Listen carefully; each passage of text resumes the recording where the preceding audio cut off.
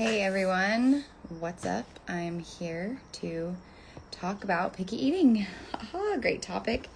And I'm a little late because me and Addie had to eat, but I'm gonna be able to answer your questions. We'll get into a little discussion about picky eating and just my perspective on it and how I approach it inside my course, which is on sale for $199.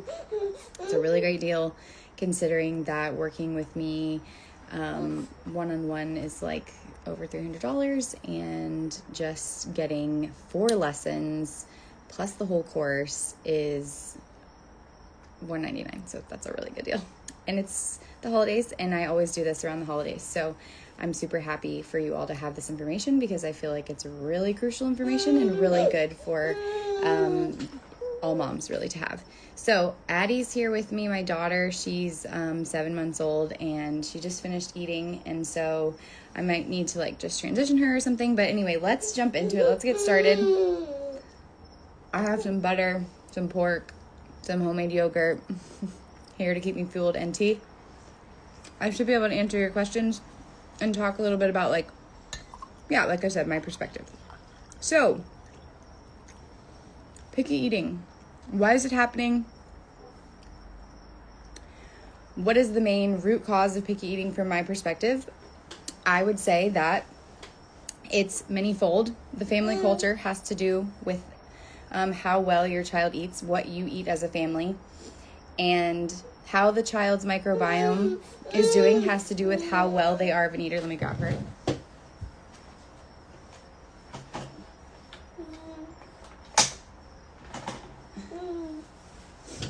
Even what foods they were exposed to in the womb can determine how good of an eater they are, and what kind of nutrients they were passed down from generationally, right? So what kind of foods did your mom eat? What kinds of foods did you eat while you were growing up before you had your baby? All of this plays into how well your child eats, and it's really amazing.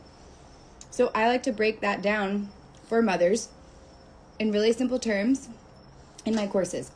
And this picky eating course is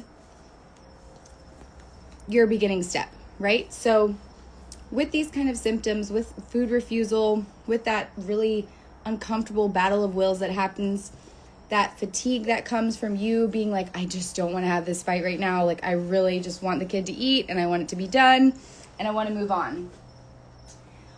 That is so real. And so we can't just change everything in one day. We have to really take our time with this and help you feel super resourced as the mother or the father. Usually it's moms, but sometimes I have dads too, or moms and dads take it together.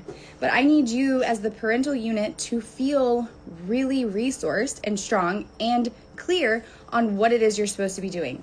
And then with those steps, we just take them really slowly. So for one example, we work with meat stock. And meat stock, if you don't know, it's a healing broth that's not bone broth, but similar. It looks similar. It tastes better than bone broth.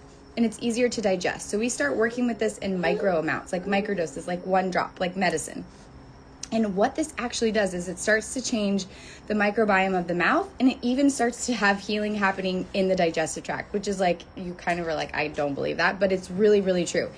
And the way that I know that it's true is because some people are so sensitive they can't even tolerate 1 drop of meat stock because it makes them have such a strong healing reaction. So that's a small percentage of people. It's likely not you, but that's how I know it works so well. And I've used it in my family. I've used it with hundreds of clients, and it's really amazing how something just as simple as meat stock can start to shift. We also do that with probiotic brines. We talk a lot about the mindset of picky eating, the mindset of the boundaries that you need to put into place as the child or as the parent, right? For your child. That's a gift to them. Giving them boundaries. Children need those boundaries. They need that safe squeeze so that they can feel what are their limits? How much can they push up against that pressure that you're putting on them, this safe and gentle pressure, kind of like how we go through the birth canal. There's a good healthy squeeze when you rotate through and emerge into life. Children still need to feel that pressure as their parent, from their parent. They need to feel that from their parent, and you can gift that to them with really healthy boundaries around food. Now, why did I make this course? Well, I have spent a lot of time over the past few years really diving into the research on starting solids, and I teach about starting solids the gut health way. That's what I say. And the gut health way is basically prioritizing digestion and gut health when you transition a baby from breast milk or formula to starting solid foods. And you prioritize that over everything else because the idea is that if you can digest your food properly, then you can assimilate and use those nutrients. So we prioritize nutrient-dense foods that are well digested and supporting the microbiome, which shapes the palate. And these nutrient-dense foods like liver are very adventurous, and they make this huge flavor bomb in the child's mouth, and it really helps them sets them up for a lifetime of adventurous eating. And I saw this in my son. We introduced a lot of animal-based foods in the forefront. We had some healing to do. If you don't know about my story with my son, I'll share that at another time. But the gist is that he had chronic symptoms that I wanted to heal without medicine. And so I looked to food and what I knew about food healing. And I just noticed that my son is like so adventurous, right? He's so amazingly brave when it comes to food. And even he also has foods that he doesn't want to try. And I don't care because what he's getting his nutritional needs met. And so in the course, I'm going to teach you what those foods are, like how to understand, how do I actually nourish my child so that I'm not like barking up the wrong tree, so to speak, about a food that doesn't even matter. Like, it doesn't matter if they like 100 foods or not. It matters that their nutritional needs are met and that they're comfortable in their bodies. Because if they have picky eating, they're uncomfortable in their bodies. And so you as the parent, we're creating these good, healthy boundaries for them to push back against, and for you both to feel that ebb and flow, but ultimately your strength in what you know is right in guiding your child, because young children need guidance. They require that from us as their parents. And so we talk a lot about that in the course. We talk about the nutrition aspect, and we talk about the microbiome piece, which is so fascinating. Like, there's tendencies that I will see show up in my son, and I just have a sense that it's related to the microbiome. And so I work with those tendencies really like from a loving and gentle perspective, while also meeting him on the physiologic level with the foods, right? So in our approach to healing our children, we need both. We need a holistic approach when symptoms appear, and we need the foundation of healing foods every single day. That's how we're going to have healthy, thriving children. That's how we're going to heal generationally. That's how we're going to pass on generational wealth via health to our children, which is so powerful and something that is just amazing, right? We can give them we can gift our children lifetimes of health through their children and their children's children. And these are the old ways, right? These are the things that need to be reclaimed. We've really gotten off track because there's just a lot of noise out there when it comes to food, and there is also misinformation about food, and there's also lack of that generational wealth, health wealth that I'm talking about being passed down, right? We have another way of saying that is I was born with nutritional deficiencies because of what my mom ate and because of what her mom ate. So we're about 3 to 4, sometimes 5 generations deep of deficiencies, and now's the time to refuel our children and correct this misalignment that's happened. So a little bit of a tangent. Why did I make this course? Because I see so I learned all of that about adventurous eating and how this really changed my son's palate, and even foods that I didn't introduce to him as a baby, he was excited to try. He likes vegetables, even though that wasn't a big priority. He eats meat, he fuels his body, and he knows his body, and I trust him. I really do trust him. Now, there's some parts that are a little tricky, and I'll talk specifically about those symptoms maybe at the end. But that alongside my understanding, what I've learned through my school and my own body about metabolic health. So our metabolic health is something that we need to treasure. Humans are incredibly flexible with our metabolism, which is amazing. We can use different forms of energy for fuel. What I mean is we can burn carbohydrates or we can burn fats. And throughout history, we should be able to flex and burn either one of those foods for fuel. When we break down carbohydrate food, so carbohydrate food is something like a vegetable or a fruit, and it's also a refined carbohydrate, which is something like rice or pasta or bread or something like that, right? So we can break down that food into glucose, and it can be fuel for our body, or we can also use fat as a source of energy. Well, this makes a lot of sense because from an ancestral perspective, there might have been times without food.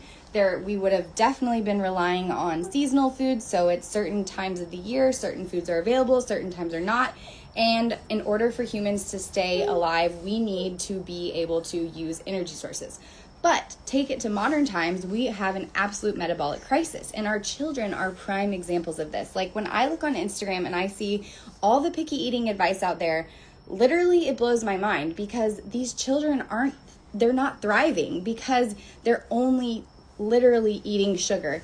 And they're not just eating sugar in the form of white sugar and candy, of course, but they are only eating sugar in the form of carbohydrates. And the way that our body breaks it down, it's used the same, right? So then we're getting these huge amounts of glucose to the cell, which is spiking our blood sugar so high. And this is in a way that we have never, ever, ever in human history had our blood sugar this high of a level. Like evolutionarily, high blood sugar would never have been an issue. And like I said, because we're metabolically flexible, we would have been able to burn fat if we were in a time of a fast or in a time of like drought or in a seasonal time. Like our bodies could flip and burn fat for fuel. Never did we have way too much sugar in our blood that our blood sugar was so high that it was at an emergency level. But that is what we have now with our children. They start the day with some cereal, or they start the day, like let's just say a really common breakfast that I see for kids is like they'll have choices. They'll have the choice of the peanut butter squares, and they'll have like peanut butter, honey, raisins, apple, and then like some egg. And then the mom will show the plate and it'll be like, oh, look, they only ate the sugary things. They only ate the starchy carb things. And that is wrecking our metabolism. It's not that those foods are bad all the time. It's that your body is on a constant loop of needing more and more sugar because it burns it really, really fast. The body burns the glucose. It's not our long form of energy. And your brain is starving every time you run out of glucose. So this has to do with insulin. And I go into this a little bit more deeply in the course.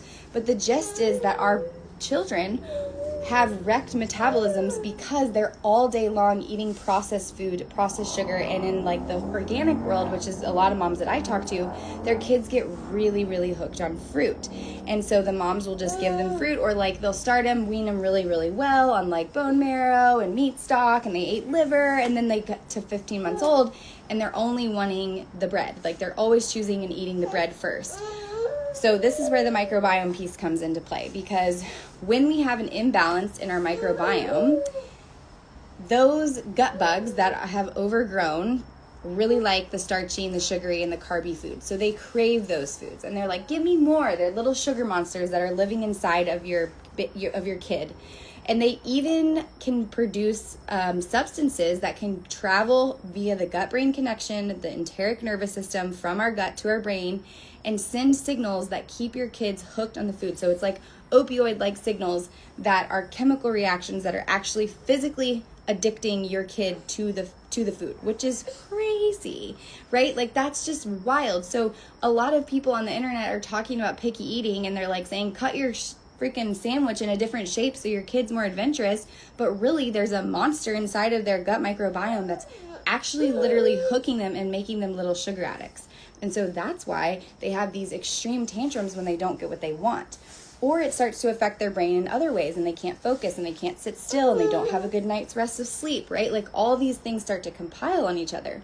So my perspective is like, let's take a little bit more of an ancestral approach around what our children should actually be eating, help them thrive by adjusting their macronutrients and understanding like it's not just bread that kids like, you know, but when they do only want to eat bread, there's a physiologic reason for it, and a understanding that you as the mom can reverse. You know, it's not like a symptoms. This is one of the things that I see a lot. Like people just think like, oh, symptoms just appear, they're random. No, they're not random. They actually are very, there's a rhyme and a reason to them. They can be traced back, right? And you know, every once in a while we'll get a blue moon case where it's like, oh wow, we tried that.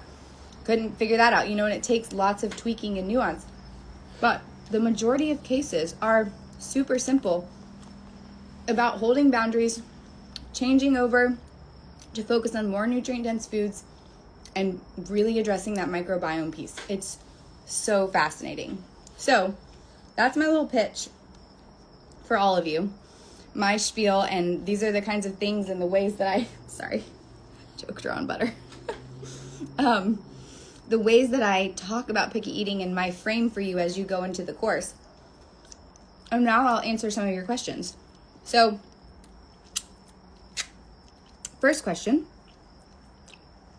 does your approach allow for snacks, treats, fruits, or any grains? Yes. Where you're starting with a picky eater, you're going to keep in most of the things that they already like, and we're just going to change how we make them. And it depends on the severity of the situation, how much you're really struggling with your specific case, and how much, your child can just really be adaptable. Like, it just takes small tweaks.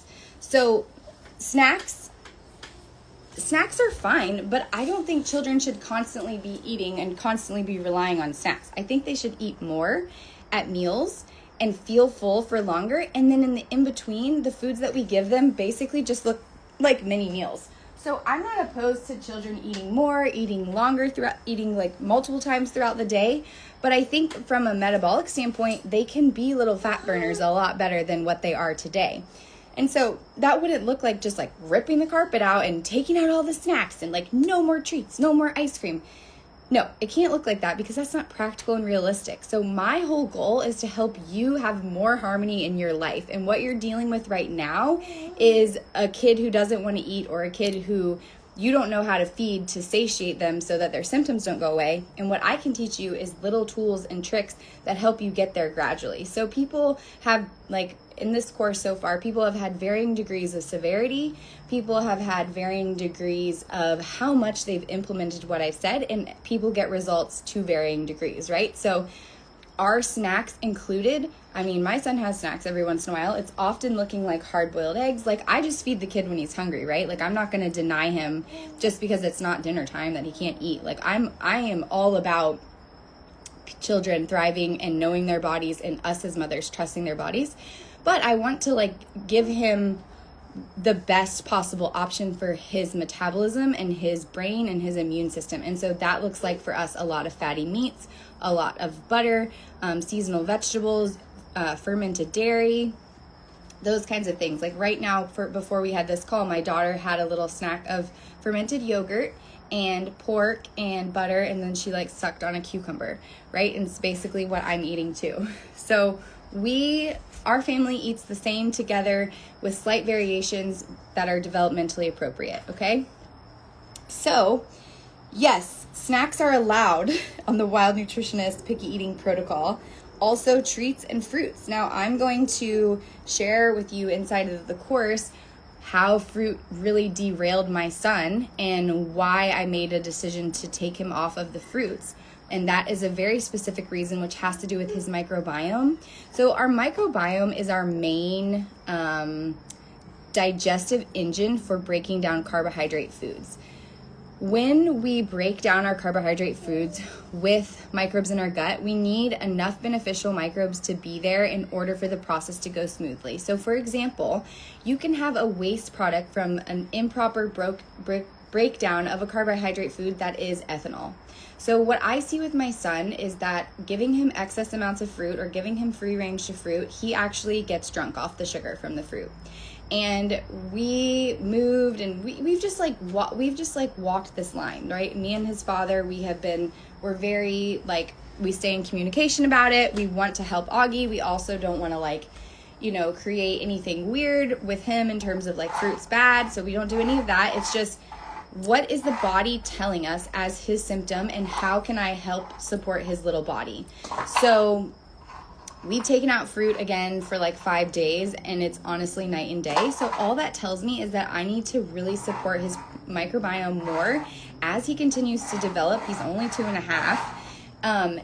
He's going to get more beneficial strains inside of his body that help him to break down these complex carbohydrate foods that he doesn't have right now. So certain types of sugars feed pathogens, and in some cases, fruit makes tantruming worse. And so, like, I would say that for some kids, fruit's no problem, and for mine, it was a problem, and for many moms that I work with, it's also a problem, and they see a lot of relief when their child is not on fruit. So it's most likely not a blood sugar issue, it's most likely a microbiome, off-gassing type of issue, and so that's my approach on fruit, and it's really loose. Like, in the course, I'm gonna give you the information to decide for yourself. Yeah, and I saw the questions in the chat, and I'm going to get to them after the pre-submitted questions. So if you put a question in there, I'm definitely going to get to it. Just want to get to these pre-submitted questions first. So next one is 3-year-old autistic son. They've been on a whole food diet for like a couple weeks or months. I don't know exactly how long. But the son only eats 4 foods. Yes, this is a perfect step for that scenario because autism, so I teach the GAPS Nutritional Protocol. The founder of this protocol created the diet because her son got an autism diagnosis, and it was based on the research of the specific carbohydrate diet. So those are 2 things to look up if your child has an autism diagnosis, or you suspect that they have autism, or they have sensory issues or ADD or anything about the brain. The GAPS Nutritional Protocol works to do 2 things. It works to clean up the river of toxicity, which is flowing from the gut to the brain. And most of those toxins are coming from imbalanced microbes that are off-gassing pathogens, which is really crazy. And the other thing that it does is it nutritionally refeeds, it balances the blood sugar and the arm of the immune system so that it stops having allergic reactions and your kid's not constantly sick, or they have full vital energy like children are supposed to have. My course for the picky eaters, we introduce the GAPS diet lightly, but we take all the pre-steps before you would go on the GAPS diet. So the picky eater course is light, it's not as hardcore as something like Mama Baby Biome, where if you have an issue that you're dealing with, like allergies or immune system, you need to transition yourself to the GAPS Nutritional Protocol. Eventually, with someone with autism, I would recommend that as well.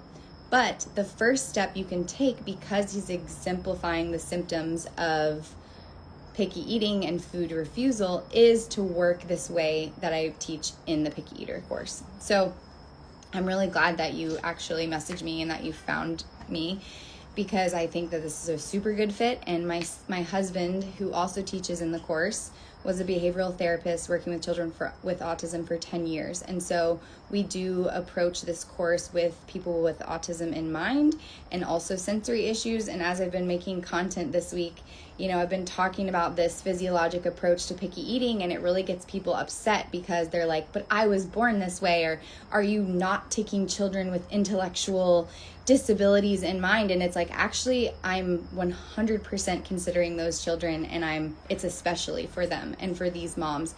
And I just get so excited because, I know it's a hard journey, and I know that it's possible to reduce or eliminate symptoms of autism, because that's what Dr. Natasha did, and that's what the dietary protocol was founded on, and that's what thousands of mothers around the world have done with the GAPS Nutritional Protocol. They've reversed their children's symptoms. So I'm like so moved and touched by people using it for that way. And the $199 price of picky eaters is like the perfect entry point to ground yourself and to create a system where you can actually achieve those goals. Next question is, my daughter doesn't like vegetables, and what should I do? I personally don't think it's that big of a deal for a child not to like vegetables. I think it's kind of normal. And the main thing that I would get her started on is fermented vegetables. So in the beginning of my son starting solids, and really my daughter, we didn't focus too much on vegetables. It's not like I left them out. I made purees of local green beans and turnips, and I eat local and seasonally, so whatever the harvest is available to me, that's what I make my kids' foods out of.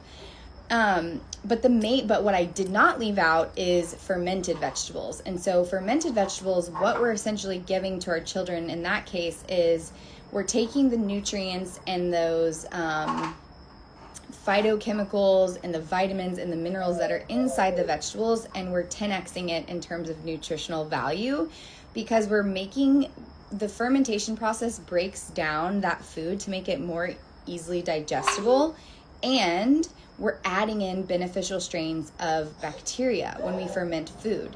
And so that is then helping the gut microbiome, which lives inside of our digestive tract. We actually have microbes all over our body. The research says like about 90% of our cells are microbial cells. So we have more microbial cells than human cells. And so when you think about it that way, the way that these cells are, the way that these microbes are performing, interacting with our nervous system would obviously have a huge impact on how we relate to the world.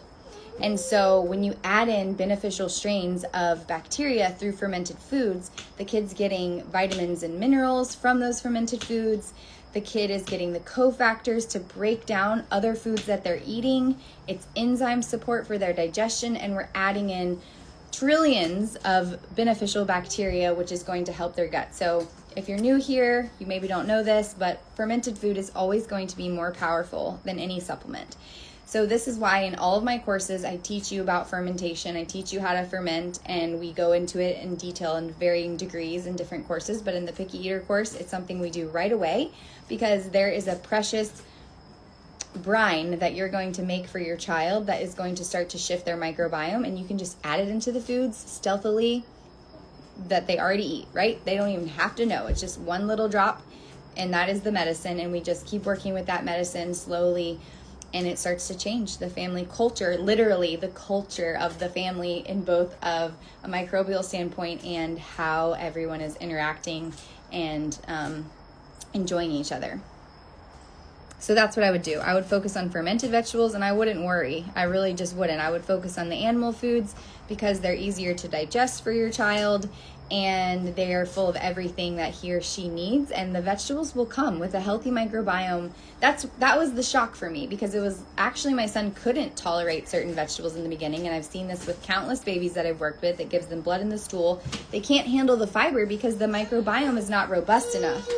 And so once we support the microbiome with the healing foods, with the fermented brines and vegetables, and sometimes even fermented breast milk, then we get healthier digestive tracts that can start to digest the food. So like my son, veggies weren't a big priority, but the microbiome was. And the more he grew, the more naturally inclined he was to vegetables. And that's how I okay, look at that body intelligence. Like, I never forced him to eat broccoli, and there he is reaching for it and grabbing it on the table. Cool. Super cool. Okay. How do you introduce strong tasting flavors? Oh, little peanut. Do you want to say hi? Yeah? She's getting a little fussy, so I'm not sure how much longer I can stay on, but a little bit longer at least. Strong tasting flavors. How do you introduce them when you're transitioning from breast milk? So, you know what's really cool? And when I was doing my Starting Solids course, I was researching this topic a lot. And one of those studies that I found showed that, okay, I have to go soon, but I can probably pop back on to finish the questions.